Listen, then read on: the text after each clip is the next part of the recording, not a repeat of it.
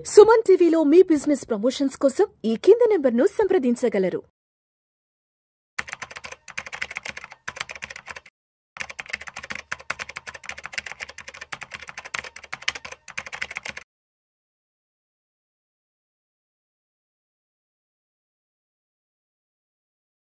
Sir నమస్తే sir, either Ramakrishna గారు. నమస్తే అండి. సార్ ఈదర్ రామకృష్ణ గారు, ఇప్పుడు ఒక కంపెనీలో ఇన్వెస్ట్ చేసే ముందు ప్రతి ఒక్కరూ కూడా పిఈ రేషియోని చెక్ చేసుకోవాలనుకుంటారు. అంటే పిఈ రేషియో ఎక్కువ ఉంది అంటే ఈ స్టాక్ ఎక్స్పెన్సివ్ అని, పిఈ రేషియో తక్కువ ఉంది అంటే ఆ స్టాక్ అంత పొటెన్షియల్ కాదని ఎక్కువగా మాట్లాడుకుంటుంటారు కదా. అసలు ఈ పిఈ రేషియో అనేదాన్ని ఎలా అర్థం చేసుకోవాలి, ఎంతవరకు అర్థం చేసుకోవాలి, అండ్ ఒక కంపెనీలో ఇన్వెస్ట్ చేసే ముందు తప్పనిసరిగా పిఈ రేషియోకి సంబంధించి ఎటువంటి నాలెడ్జ్ని కలిగి ఉండాలంటారు అసలు? మంచి క్వశ్చన్ అండి. అంటే పిఈ రేషియో అనేది ఒక మిస్టరీ Yes. టాపిక్ ఇది. అంటే సింపుల్ నెంబరే పి బై ఈ రేషియో అంటాము. అంటే ప్రైస్, మార్కెట్లో జరుగుతున్న ప్రైస్ని ఒక షేరు ఎంత సంపాదిస్తుంది, ఎర్నింగ్స్. ఒక షేర్కి ఎర్నింగ్స్ ఎంత ఉన్నాయి, మొత్తం నెట్ ప్రాఫిట్స్ ఇవన్నీ మాట్లాడటం వల్ల మనకి అర్థం కాదు. ఒక షేరు జరుగుతుంది, ఫర్ ఎగ్జాంపుల్ ఒక షేరు 1000 రూపాయలు ట్రేడ్ అవుతుంది. ఆర్జన్ ఎంత ఉంది, 100 రూపాయలు సంపాదిస్తుంది అనుకోండి ఒక షేర్కి. అంటే ఒక షేర్కి 100 రూపాయలు సంపాదిస్తూ షేర్ ప్రైస్ మార్కెట్లో 1000 రూపాయలు ఉంటే మనకు పి బై ఈ రేషియో కేవలం 10 వస్తుంది. ఇదే పి బై ఈ రేషియో. సో ఇక్కడ మనకి ఏమర్థం అవుతుంది, ఒక కంపెనీ కనుక 10 సంవత్సరాల పాటు అదే ఎర్నింగ్స్ ఉంటే ఆల్మోస్ట్ కరెంట్ మార్కెట్ ప్రైస్ని రీచ్ అయిపోతుంది. అంతే కదండి. ఏదైతే నెట్ ప్రాఫిట్స్ ఉన్నాయో దాంట్లోంచి వాళ్ళు ఏదైనా ఇవ్వగలుగుతారు. డివిడెండ్ ఇచ్చినా ఏమిచ్చినా కానీ అంటే షేర్ హోల్డర్స్ పంచుకునే అమౌంట్ అదే కాబట్టి నెట్ ప్రాఫిట్నే పంచుకుంటారు, లేకపోతే రిజర్వ్స్లోకి వెళ్తాయి. అంటే బుక్ వాల్యూ పెరగచ్చు. సో మనకి మార్కెట్లో చాలా టాపిక్స్ ఈజీగా అర్థం అవుతాయి. అంటే మనకు బుక్ వాల్యూ అన్నా కానీ, లేకపోతే ఎర్నింగ్స్ అన్నా కానీ, తర్వాత క్యాష్ ఫ్లోస్, తర్వాత బ్యాలెన్స్ షీట్లో కూడా కొన్ని రిజర్వ్స్ అన్ని ఈజీగా, అంటే మనకి పిఎండ్ఎల్ అకౌంట్లో సేల్స్ కానీ, ప్రాఫిట్స్ కానీ, అదర్ ఇన్కమ్స్ కానీ, ఇంట్రెస్ట్ అమౌంట్లు, ఎక్స్పెన్సెస్, ఇవన్నీ కూడా వర్డ్లోనే అర్థమయ్యే అవకాశాలు ఉన్నాయి. ఈ పిఈ రేషియోలోకి వచ్చేటప్పటికి కొంత కన్ఫ్యూజన్ ఉంటుందండి. ఈ కన్ఫ్యూజన్ ఏంటంటే ఎంత పిఈ రేషియోలో మనం ఇన్వెస్ట్ చేయాలి, ఎక్కువ ఉంటే మంచిదా, తక్కువ ఉంటే మంచిదా? ట్రెడిషనల్గా బుక్స్లో ఏం చెప్తారంటే తక్కువ పిఈ రేషియో అంటే వాల్యూ స్టాక్స్ అని చెప్తారు. పిఈ రేషియో తక్కువ ఉంటే. అదే పిఈ రేషియో ఎక్కువ ఉందనుకోండి, అంటే ఫర్ ఎగ్జాంపుల్ ఎక్కువ తక్కువ అనేది అది కూడా రిలేటివ్ టర్మ్. ఈ రిలేటివ్ టర్మ్ కాబట్టి తక్కువ అంటే మనం ఏం చెప్పొచ్చు, 5, 10, 15 అనేది తక్కువ అని చెప్పొచ్చు. లేకపోతే రిలేటివ్గా మనం చూసినప్పుడు 20, 30, 40, 50, 70, 100 కూడా ఉంటుంది ఈ రోజుల్లో పిఈ రేషియోస్. అంటే 100 సంవత్సరాల పాటు సంపాదిస్తే కానీ ఆ షేర్ ప్రైస్ రీచ్ కాదు. అంతే, అంత ఎక్స్పెన్సివ్ షేర్లు కూడా ఉన్నాయి మార్కెట్లో. సో 100 దగ్గర కూడా ఒక ట్రాన్సాక్షన్స్ జరుగుతున్నాయంటే, లేకపోతే 70, 80 పిఈల దగ్గర కూడా ట్రాన్సాక్షన్స్ జరుగుతున్నాయంటే అక్కడ ఎవరున్నారు కొనడానికి? ఎవరన్నా ఉంటేనే కదా, కొనేవాళ్ళు ఉంటేనే అమ్మకం జరుగుతుంది. కాబట్టి మనం ఇది ఆలోచిస్తే పిఈ రేషియోస్ని మనం ఎట్లా పడితే అట్లా కంపేర్ చేయలేమండి. అంటే ఒక సెక్టార్లో షేర్లను కంపేర్ చేసేటప్పుడు కూడా ఆ ఈక్వల్ సైజ్ ఆఫ్ ద కంపెనీస్ని కంపేర్ చేయాలి. అట్లాగని అలా కాకుండా ఒక సెక్టార్లో ఒక స్టాక్ని ఇంకో సెక్టార్లో ఇంకో స్టాక్ని కంపేర్ చేయడానికి లేదు. ఎందుకంటే కొన్ని సెక్టార్స్లో పిఈ రేషియోస్ తక్కువ ఉంటాయి. ఫర్ ఎగ్జాంపుల్ మెటల్ ఇండస్ట్రీ తీసుకోండి, ఎప్పుడు కూడా బిలో 10, అరౌండ్ 10 ఉంటాయి. అంటే 10కి చుట్టుపక్కల, లేకపోతే 10 కంటే కింద. ఆ సెక్టార్ని పట్టుకొచ్చి బాగా ఎఫ్ఎంసీజీ రంగంలో పోల్చామనుకోండి, ఎఫ్ఎంసీజీలో పిఈ రేషియోస్ 40, 50 ఉంటాయి యావరేజ్న. వాటిని కంపేర్ చేస్తే ఇది చాలా చౌక కంపెనీ అని మనము స్టీల్ కంపెనీస్ కొనుక్కుంటే ఎఫ్ఎంసీజీలాగా పెరగవు. ఇదేంటి, కాస్ట్లీ కంపెనీ కొనుక్కుంటేనే పెరుగుతున్నాయి, చీప్ కంపెనీ కొనుక్కుంటే పెరగట్లేదని డౌట్ వస్తుంది మనకి.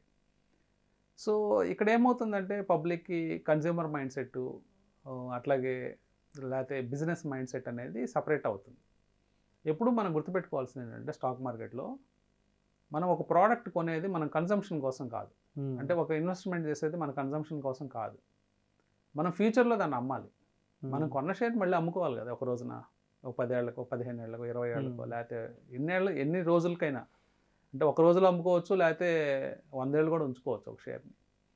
సో ఫ్యూచర్లో అమ్మేటప్పుడు నాకు ఇప్పుడు కొన్న ప్రైస్ కంటే ఎక్కువ ప్రైస్ రావాలి. ఎట్లా వస్తుంది నాకు ఎక్కువ ప్రైస్? ఆ కంపెనీ పర్ఫామ్ చేస్తేనే నాకు ఎక్కువ ప్రైస్ వస్తుంది. అవునవును. ఇప్పుడు చాలా బ్లూ చిప్ కంపెనీస్ అంటాం, అంటే టాప్ గ్రోత్ కంపెనీస్ ఉంటాయి. సో మనం చూస్తే ఆ షేర్లన్నీ పెరుగుతూ ఉంటాయి కంటిన్యూస్గా. అంటే ఆ బ్లూ చిప్స్ అని ఎందుకు అనబడుతున్నాయంటే ఒక ఒక టైంలో అవి 600 రూపాయలు ఉండేవి. ఈరోజు బోనస్లు ఇచ్చి స్ప్లిట్లు చేసిన తర్వాత కూడా ఆ షేర్లు ఇప్పుడు 5,000 ఉంటాయి. అంటే ఎన్నో రెట్లు, 100 రెట్లు కూడా అయిపోయిన షేర్లు ఉన్నాయి. సో మరి 600లో మనం మిస్ అయ్యాము, ఇప్పుడు 5,000లో ఎక్స్పెన్సివ్గా ఉంది అనుకుంటే మనం ఒక్కసారి వెనక్కి వెళ్ళి చూస్తే 600 రూపాయల దగ్గర కూడా అది ఎక్స్పెన్సివ్గానే ఉంటుంది. ఈ పాయింట్ మనం అర్థం చేసుకోవాలి. అంటే ఏంటంటే షేర్ ప్రైస్ అనేది అంటే ఒక కాస్ట్లీ ప్రోడక్ట్కి ఒక చీప్ ప్రోడక్ట్కి ఎంత తేడా ఉంటుందో అట్లాగే షేర్ ప్రైసెస్ కూడా తేడా ఉంటాయి.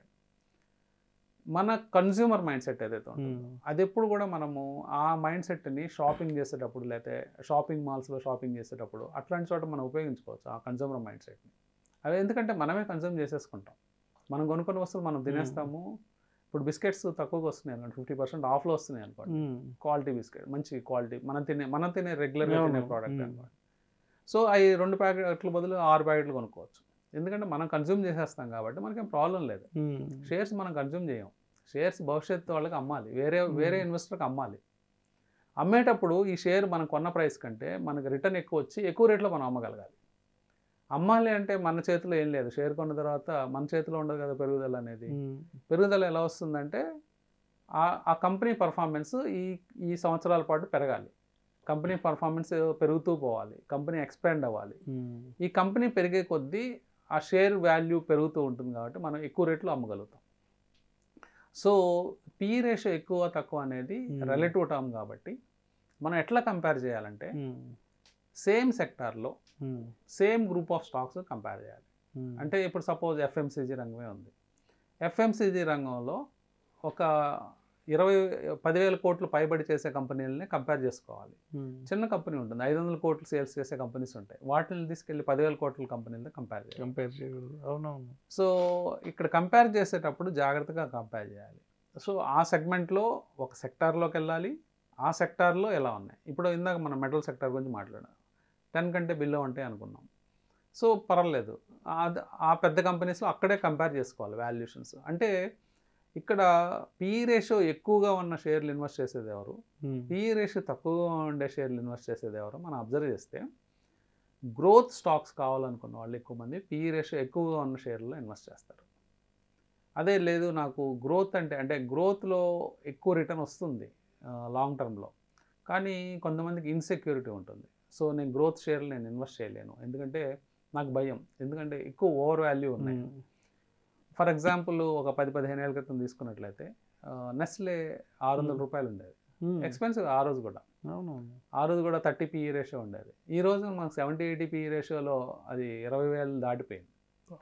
సో ఏంటంటే పిఈ రేషియో ఎక్కువ ఉందని మనం కంగారు పడాల్సిన పని లేదు. సో గ్రోత్ ఇన్వెస్ట్ చేద్దాం అంటే గ్రోత్ స్టాక్స్ ఎప్పుడు కూడా ఎక్కువ పిఈ రేషియోని కమాండ్ చేస్తాయి మార్కెట్లో. అంటే ఇన్వెస్టర్స్ ఎప్పుడు కూడా ఎవరైతే గ్రోత్ షేర్లో ఇన్వెస్ట్ చేస్తారో వాళ్ళు ఒక 10 సంవత్సరాలు గ్రోత్ షేర్లో ఉన్నప్పుడు ఆ షేర్స్ ఇచ్చే రిటర్న్స్ చూసి వాళ్ళు ఆ స్టాక్స్ స్టిక్ ఆన్ అయిపోతారు, ఆ స్టాక్స్కి లాయల్గా ఉంటారు. వాళ్ళు ఎట్టి పరిస్థితుల్లో ఆ స్టాక్స్ని అమ్మడానికి ఇష్టపడరు. అవునవును. ఎందుకంటే ఆ షేర్లు ఎలాగో నాకు రిటర్న్ ఇచ్చాయి, నేను ఇప్పుడు తొందరపడి ఈ షేర్లు అమ్ముకుంటే మళ్ళీ ఇంకో రిటర్న్ ఇచ్చే షేర్లు ఎత్తుక్కోవాలి కదా మళ్ళీ. సో నాకు మళ్ళీ రిటర్న్ ఇచ్చే షేర్లు దొరకవు అని చెప్పేసి ఎక్కువ పిఈ రేషియో అయినా పర్వాలేదు, నేను ఆ షేర్లు ఉంచుకుంటానని అలాగే ఉంచుకుంటాను. అందువల్ల ఒక్కసారి ఒక గ్రోత్ ఉండే కంపెనీలో ఇన్వెస్ట్ చేసే స్టాక్స్ని మనం చూసినప్పుడు ఆ స్టాక్స్లో ఇన్వెస్టర్స్ మళ్ళీ వాటిని వదిలిపెట్టరు. సో అది గ్రోత్ స్టోరీ. వాల్యూలో మనకి ఎలా ఉంటుందంటే రీసెంట్గా మనం పిఎస్యు స్టాక్స్లో కొంత వాల్యుయేషన్స్ రీరైట్ అయినాయి. అంతకుముందు పిఎస్యు షేర్స్ ఎప్పుడు కూడా బిలో 5 ఉండే లేదా బిలో 6 ఉండే పిఈ రేషియోస్. కానీ రీసెంట్గా ఒక బిగ్ ర్యాలీ రావటం, అంటే గవర్నమెంట్ స్పెండింగ్ బాగా చేయడంతో కొన్ని పిఎస్యు స్టాక్స్ చాలా రీరైట్ అయినాయి. చాలా స్టాక్స్ ఇప్పుడు అబౌవ్ 20-25 దాకా వచ్చేస్తూ ఉన్నాయి. అంటే నార్మల్ ఇదివరకు పిఎస్యు షేర్ల లాగా ఇప్పుడు పిఎస్యు షేర్స్ లేవు. అంటే పర్టికులర్గా కొన్ని డిఫెన్స్ సెక్టారు లేదా పిఎస్యులో ఈ పవర్ సెక్టారు లేకపోతే పిఎస్యుస్లో ఉన్న రైల్వే స్టాక్స్ ఇవన్నీ కూడా మంచి అట్రాక్టివ్ వాల్యుయేషన్స్కి వస్తున్నాయి. సో మనము ఒక కంపెనీని గొప్ప కంపెనీగా ఎప్పుడు ట్రీట్ చేస్తామంటే పిఈ రేషియోస్ని ఇందాక మనం అనుకున్నట్లు రైట్ స్టాక్స్తో కంపేర్ చేసుకోవాలి. సేమ్ సెక్టార్లో same size of the companies compare చేసుకోవాలి. సో వాటిని రిలేటివ్గా కంపేర్ చేసినప్పుడు ఇండస్ట్రీ యావరేజ్ కంటే ఎక్కువ ఉన్న పిఈ కంపెనీలు కొన్ని ఉంటాయి, ఇండస్ట్రీ యావరేజ్ కంటే తక్కువ ఉన్న కొన్ని కంపెనీస్ ఉంటాయి. వీటిల్లో ఇండస్ట్రీ కంటే ఎక్కువ ప్రీమియంని కమాండ్ చేస్తున్న, ఎక్కువ పిఈ రేషియోని కమాండ్ చేస్తున్న కంపెనీస్ మంచి క్వాలిటీ కంపెనీస్ అని మనం చెప్పుకోవచ్చు. సో క్వాలిటీ అనేది సింపుల్గా ఐడెంటిఫై అయిపోయింది ఇక్కడ. సో నెక్స్ట్ మనం చేయాల్సిన పని క్వాలిటీకి స్టిక్ ఆన్ అవటం. క్వాలిటీ కంపెనీస్ స్టిక్ ఆన్ అయ్యి భవిష్యత్తులో మనం అవి యాడ్ చేసుకుంటాం అన్నట్లయితే ఆటోమేటిక్గా మనకి ప్రాఫిట్స్ వచ్చే ఛాన్స్ ఉంటుంది. సో పిఈ రేషియో గురించి మనం గందరగోళం అవ్వాల్సిన పని లేదు. సో అట్లాగే పిఈ రేషియోస్లో ఎక్స్ట్రీమ్స్ ఉంటాయండి. ఎక్స్ట్రీమ్స్ అంటే కొన్ని స్టాక్స్ అంటే లాస్లు తెచ్చుకోవచ్చు, లేకపోతే నామమాత్రమైన ప్రాఫిట్ తెచ్చుకోవచ్చు కొన్ని కారణాలు చేత ఆ పర్టికులర్ సంవత్సరం. కేవలం అంటే పెద్ద కంపెనీస్ కూడా టైం బాగలేకపోతే, అంటే కాంపిటీషన్ ఎక్కువైనప్పుడు, కానీ ఇప్పుడు భారతీయ ఎయిర్టెల్ అంటే అప్పుడు జియో ఫైట్ వచ్చినప్పుడు ఆ టైంలో కేవలం నామమాత్రమైన ప్రాఫిట్లు చూపించేవాళ్ళు. అలాంటి టైంలో పిఈ రేషియోస్ 100-120 కనిపిస్తూ ఉంటుంది. సో అప్పుడు పిఈ రేషియో అనేది కేవలం మనం నెట్ ప్రాఫిట్ మీద తీస్తాం కాబట్టి అక్కడ మనం అది రైట్ క్యాల్కులేషన్ కాదని నేను అనుకుంటాను. ఎందుకంటే మనం అక్కడ కనీసం బుక్ వాల్యూ, కొన్ని విషయాలు వేరే విషయాలు చూడాల్సిన అవసరం ఉంటుంది. సో ఒక కంపెనీకి బుక్ వాల్యూ 300 ఉంటే పిఈ రేషియో కారణంగా అది కేవలం 20 ఉండాలని చెప్తే ఆ షేర్ ఏమి 100 రూపాయలు దొరకదు. ఎందుకంటే బుక్ వాల్యూ కంటే బెటర్గానే ఉండే అవకాశం ఉంటుంది. కొన్నిసార్లు మార్కెట్ ప్రైసు కొన్ని కేసెస్లో బుక్ వాల్యూని చూసుకొని ప్రైసెస్ ఉంటాయి, కొన్నిసార్లు పిఈ రేషియోస్ని చూసుకొని ప్రైసెస్ ఉంటాయి. అంటే మెజారిటీ కేసెస్లో పిఈ రేషియోస్ని బట్టే ప్రైసెస్ అనేవి ఉంటాయి. సో మీరు ఎప్పుడు కూడా ఎక్కువ పిఈ రేషియో ఉందని చెప్పి కంగారు పడాల్సిన పని లేదు, అంటే అవాయిడ్ చేయాల్సిన పని లేదు. ఎక్కువ పిఈ రేషియో ఉన్నా దాని గత హిస్టరీ ఎలా ఉంది. ఇప్పుడు కొన్నిసార్లు మనం మంచి quality stocks like Asian paints, Pidilite ఇలాంటి స్టాక్స్ చూసినప్పుడు అవి ఎప్పుడు కూడా పిఈ రేషియోస్ ఎక్కువ కమాండ్ చేస్తాయి, తక్కువ పిఈ రేషియోస్లో దొరకవు. ఎందుకంటే అవి పర్ఫామ్ చేస్తూ ఉన్నాయి, అలాగే ప్రైస్ని కూడా కమాండ్ చేస్తాయి. సో జనరల్గా ఇది ఎలా మనం కంపేర్ చేసుకోవచ్చు అంటే, మనం ఒక క్వాలిటీ ప్రోడక్ట్ కొనేటప్పుడు ప్రైస్ న్యాచురల్గా పెట్టాలి. అదే ఇన్వెస్టింగ్లో అంటే షేర్స్ కొనేటప్పుడు ఒక క్వాలిటీ పెడుతున్నామంటే 100% మనము ఎక్కువ ప్రైస్ పెట్టి కొనాల్సింది. కాకపోతే మనం ఒక్కసారి రిపెంట్ అవుతాం, కొన్న రోజే రిపెంట్ అవ్వచ్చు ఎక్కువ రేట్ పెట్టామని. కానీ అది ఇచ్చే రిటర్న్స్ కానీ భవిష్యత్తులో ఆ వచ్చే ఎర్నింగ్స్ పెరగడం కానీ ఆ గ్రోత్ చూసినప్పుడు బాగుంటుంది, అంటే రీజనబుల్ అనిపిస్తుంది. Thank you so much Eedara Ramakrishna గారు. స్టాక్స్లో ఇన్వెస్ట్ చేసే ముందు తప్పనిసరిగా పిఈ రేషియో గురించి ఎటువంటి నాలెడ్జ్ని కలిగి ఉండాలి అనే అంశం గురించి చాలా చక్కగా మీ విశ్లేషణ తెలియజేశారు. Thank you so much sir.